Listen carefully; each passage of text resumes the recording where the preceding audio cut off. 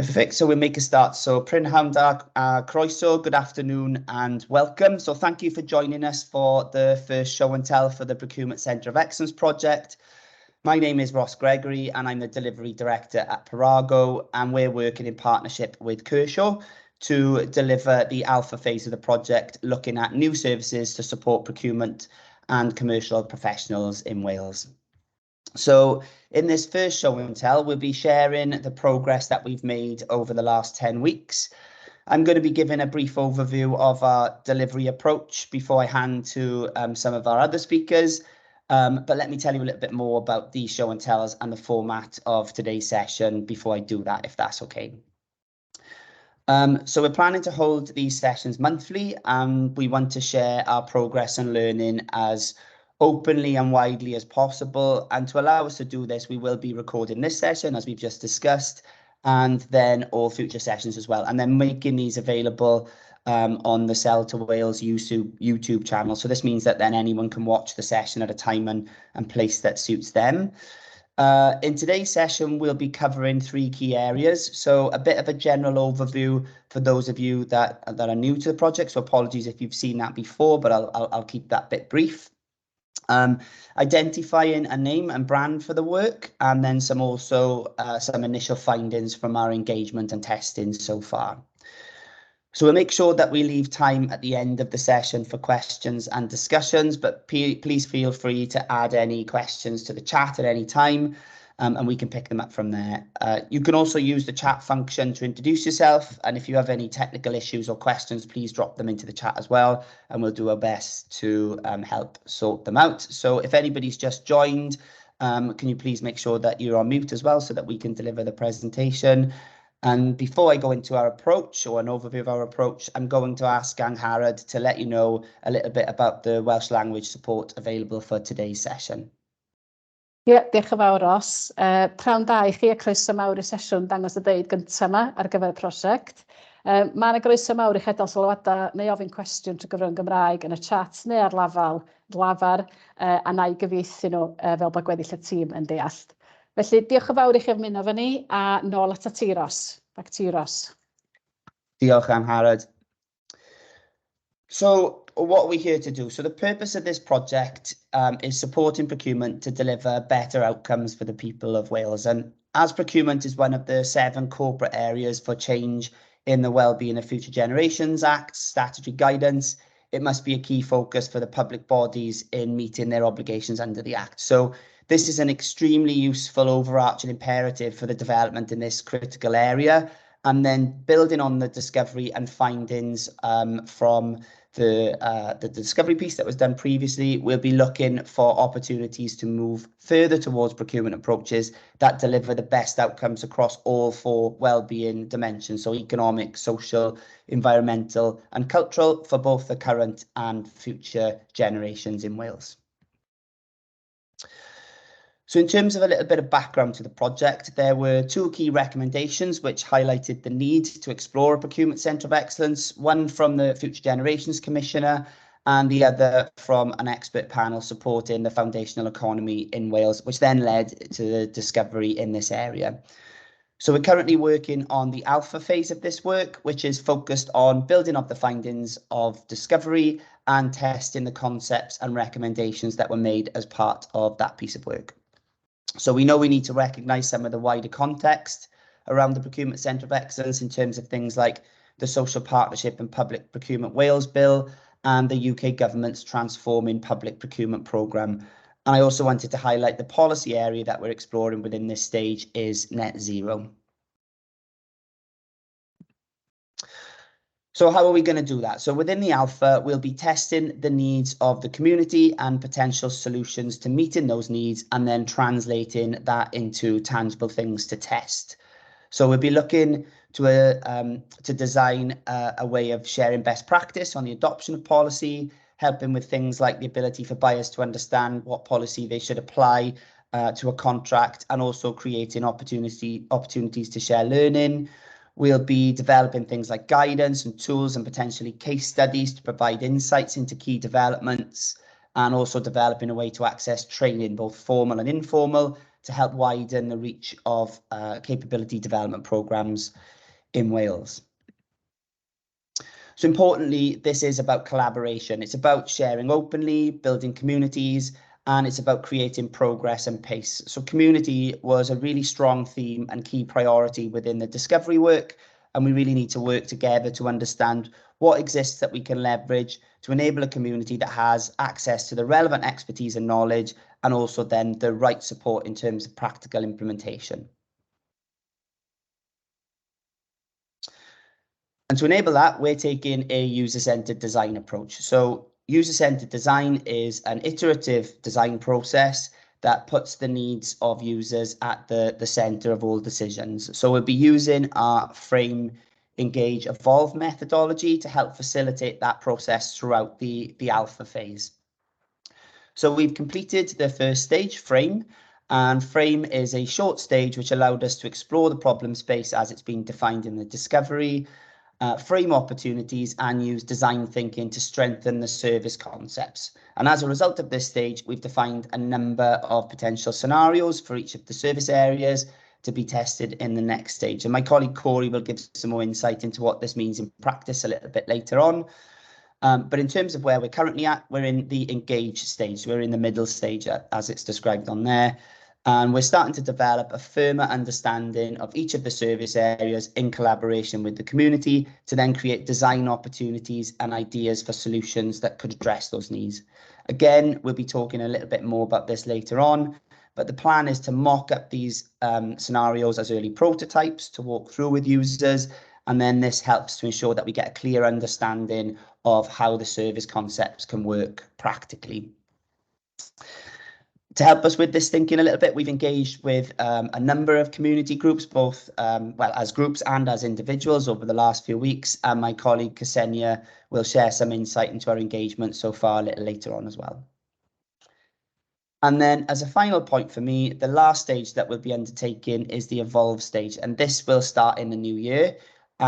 We will progress with some specific opportunities for each service or theme. And this pretty much is the most intensive stage as we start to sort of simulate that final experience of the service to then launch and then hopefully start making a measurable difference in the areas that we've targeted. So that's it for me for now. So if you do have any questions, please put them in the chat or save them till the end. I'll now pass over to my colleague Angharad, who's going to run through a little bit of our branding journey. So thanks very much. Yeah, Ross. So one of our first tasks has been to think about a name, and it's always really hard to find a name that everyone likes. Everyone has slightly different opinions and everyone has a view, which is great, but it was really important that we step back and follow the logical process and think about the concepts. Our first considerations were meaning, what does the name tell you? Sentiment, how does it fit? Pros and cons, what should we consider? We also knew that we needed to look at the logistics. So the URL options, where we're going to go for .com, .org, .cymru, and there's the name available, and does anything similar exist? Next slide, please, Ross. We wanted to get insights and feedback from the community about the purpose and focus of the work. As well as what we heard in Discovery, our service procurers told us that some people felt the name Procurement Centre of Excellence could be perceived as elitist and not community focused. Given that this is all about community, we wanted to create a name that was more collaborative and inclusive and reflected the sentiments we were getting through the feedback. You will see the type of words we heard in the word cloud below. Next slide, please, Ross. We also had to look at what was already out there. We didn't want a name that was already in use or had different meanings based on historical connotations. A review of the landscape ruled out some of the descriptive names that might otherwise have been in the running, such as Procurement Service or National Procurement Services. Even Procurement Centre of Excellence was already used by the UK Home Office. Next slide, please. So from our insights, we had 4 different options for the name. We could go for the descriptive around commercial. We could have a descriptive name around procurement. We could have a descriptive brand or a conceptual brand.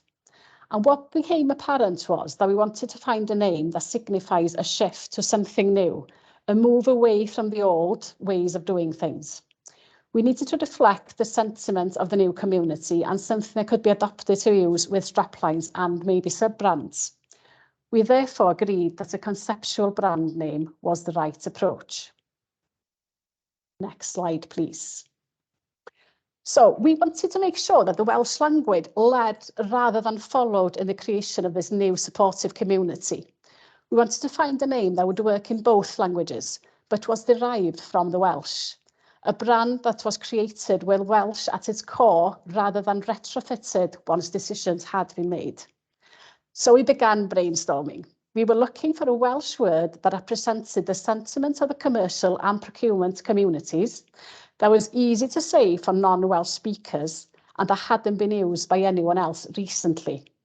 So after trawling through Welsh dictionaries, we agreed on a name that we all felt worked well, which is Cyd. And Cyd means a joining, a coupling, junction, an union, or a combination. It's a concise, conceptual word that would work well with a strapline such as bringing commercial and procurement communities together and dod â chymunedau masnachol a Caffael ynghyd. It also borrowed itself well when used as a prefix to develop subheadings around the name that would work for the collaborative spaces that we were hoping to create as part of the project. Next slide, please.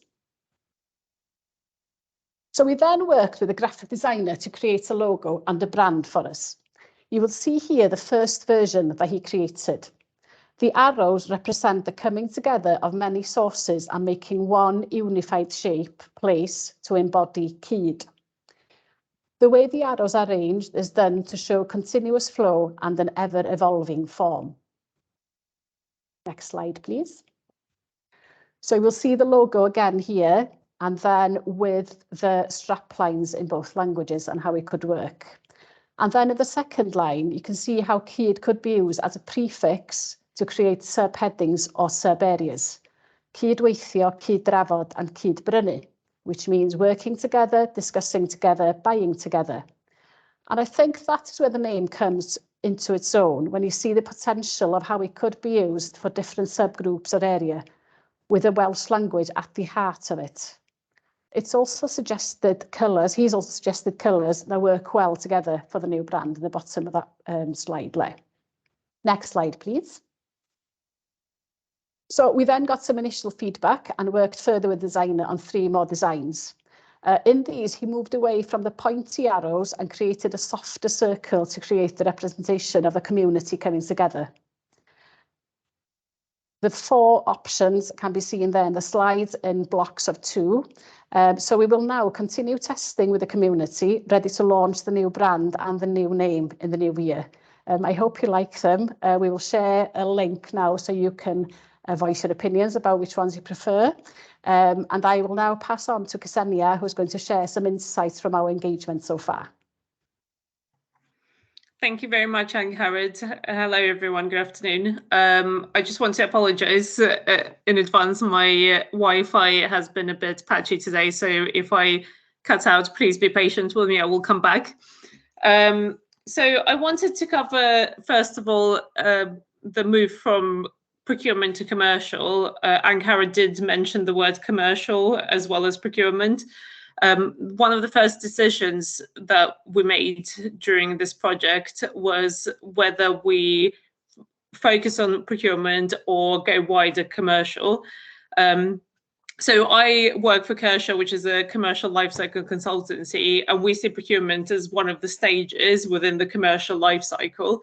And we believe that it's really important to look across the full lifecycle when we're considering any best practice, any policy advice. So, for example, if we look at it from the lens of net zero, at the beginning, you might want to engage with the market to understand what they can offer to you in terms of helping you deliver the net zero by 2030. You might then want to understand how would you set your KPIs, then how to tender for it, and then how to manage the contract, as well as exit the contract properly. So during the exit, you would look at recycling or reusing items and things like that.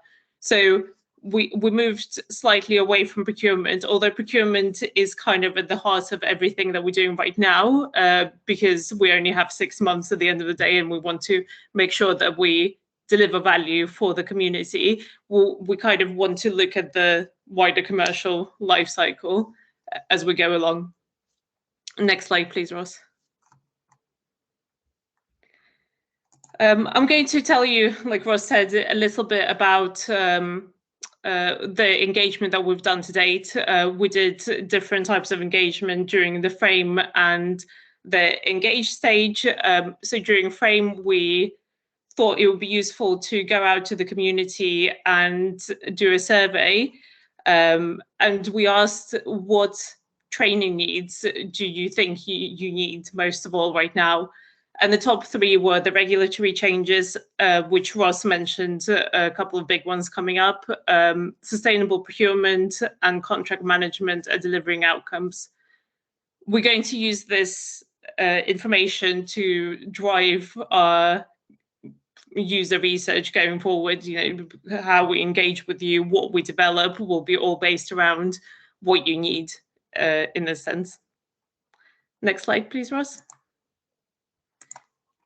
So the engagement that we then did during the engage phase was with loads of different communities within the Welsh public sector, but mainly those are that are working towards a common goal, in particular relating to achieving net zero by 2030. We talked to loads of different Welsh public sector bodies, such as education, local government, central government, blue light services, but we also engaged with industry or category specific communities, such as fleet or digital data and technology. We also recognize we still have a way to go because the Welsh public sector is vast. So if you are here and you think, well, you haven't engaged with us yet, we are happy to come and talk to you. Please drop your details with us, and yeah, we can see what we can do and how we can work together and help you. We have seen through all of this engagement that we've done that there is a lot of similar guidance being developed in these groups, and also in other Welsh non-government organisations such as Waste and Resources Action Programme, which is really great to see. But what it means is that there is a clear need for the communities to be able to share their information, which can help each other build that up and accelerate the Welsh public sector meeting the common goal, for example, the net zero 2030. We also have seen that apart from the guidance that's being developed, there are a lot of good examples of good or better practice within these specific areas. And they might relate to specific categories, so for example, to fleet or construction, but they can definitely be shared across and be used by other Welsh public sector bodies. So the collaborative space that we're going to be creating will create the conditions in which collaboration, sharing and reuse of the work that is being done is improved.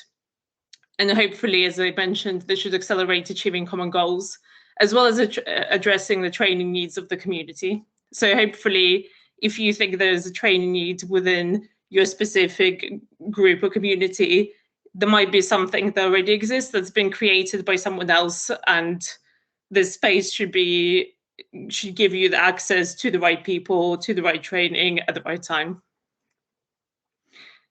We know and appreciate that everybody in the public sector is facing increasing financial constraints, and there are some limitations also of what is technically feasible at this current time.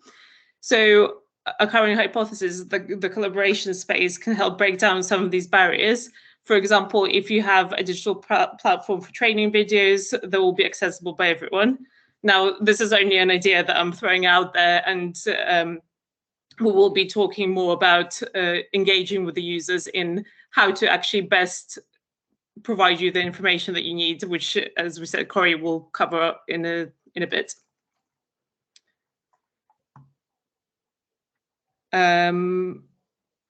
Next slide, please. Oh, sorry, I think I skipped one, but it's okay. Thanks, Rose. I wanted to quickly cover as well what's going on, or the guidance that exists further afield the Wales. We know that in other devolved nations and in UK government, there are a lot of good tools and guidance and best practice that are available, but there is a bit of a challenge of applying them in Wales due to certain nuances in policies and legislation.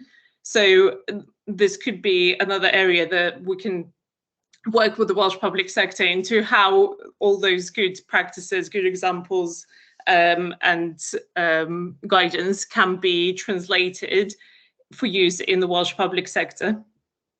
But we have seen positively that in some instances Wales are ahead of other nations in respect to net zero. For example, the reporting of data is much better than in England. This partly comes down to the fact that in England they're using different standards depending on whether you're a central government body or local authority, whereas in Wales the standard is applied more uniformly. So I've talked a little bit about some of the engagement that we've done, something that we've seen so far, but I'll hand over to Corey to talk to you about some of the user engagement that we'll be doing in the next stage after Christmas. Thank you. Thanks, Ksenia. Hi, everyone. So yeah, I'm Corey. I am Director of Strategic Design at Parago, and I'm also leading on the service design and development for this project. But I'm certainly not going to be doing that alone. And so what I wanted to talk to you about is our plans for community engagement and user testing, based on the really strong findings from discovery and into our alpha, that this is very much a project that is about building on strong foundations.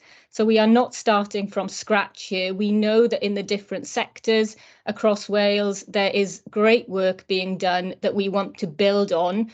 And hopefully the services that we test and design will be about connecting some of those opportunities to make them more visible and accessible for everybody, whether you're in a large organisation or a small organisation or somewhere in the middle.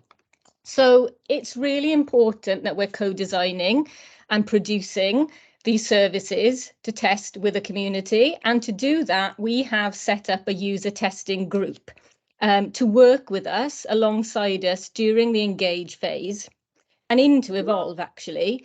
Some of you out there, I think, have already joined. So hello, thank you. You came to the session on Friday where we looked at branding. For those of you who have not yet joined, we will come to a link so that you can, if you want to, volunteer and put your hand up. But I will tell you a little bit more about what's involved so you understand what the commitment might be.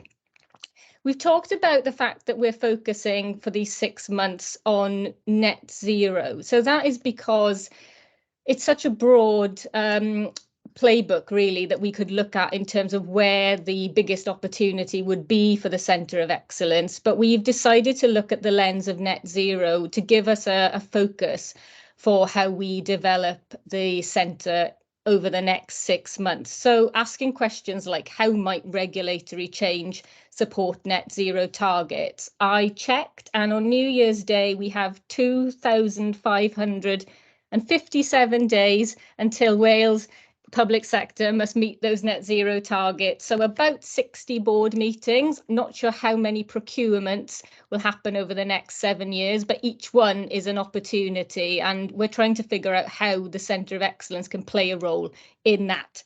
So if we look at the next slide, Ross, we can share with you some of the prioritised opportunities that have fallen out of the research that we've done so far. So we have what we call a strategic backlog of ideas, but they broadly fit into these 4 buckets around creating a community, sharing best practice, developing live insight, and supporting training. So we want to focus our design work here on what we see as the biggest opportunities right now. And so for the first Engage activity with the user research community after Christmas, we want to move forward with how might we create the community. This is going to be about prototyping the online space. And we'll do this through what we call a customer journey workshop. So we'll be starting by looking at some of the key touch points of the current journey. For example, the public procurement resources on the Sell to Wales page that lives online at the moment. And then we'll use that as a springboard to start imagining the future state and redesign what this could look like to be more interactive and functional. And that's where we need your help here. So how it will work in practice is that we will have a series of workshops where you will come along either in person or online, and they will be a dedicated time and space to look at things like developing the customer journey. But we also are conscious, as we've said earlier in this presentation, that people are quite time poor. There's lots of pulls on people's time. So we also have options to do asynchronous testing. The link that Angharad shared is an example of that, where we're looking at the branding. Shouldn't take you more than 5-10 minutes of your time to do that. So we'll mix things up so that as many people can get involved, and hopefully by doing this and taking this approach, we'll shine a light into some of the darker nooks and crannies of the procurement and commercial community in Wales, and really try and diversify the opinions and feedback that we get. That really is part of the goal of Alpha in and of itself. So in terms of how you can get involved, that's the next stage, involved. Ross, if you go to the next slide, you will see a QR code that should pop up.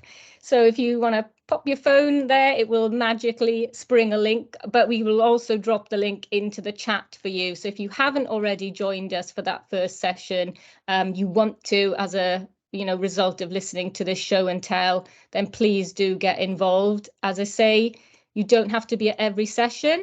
The engagements will take different shapes and sizes, and the time requirement will change as we go through the process too. So don't feel like if you can't come to one workshop, then you're out of the user testing community. The more the merrier. We've got about 76 people signed up to date. So that is it from me, which I think brings us to the end of the show and tell. I'll hand back to Ross.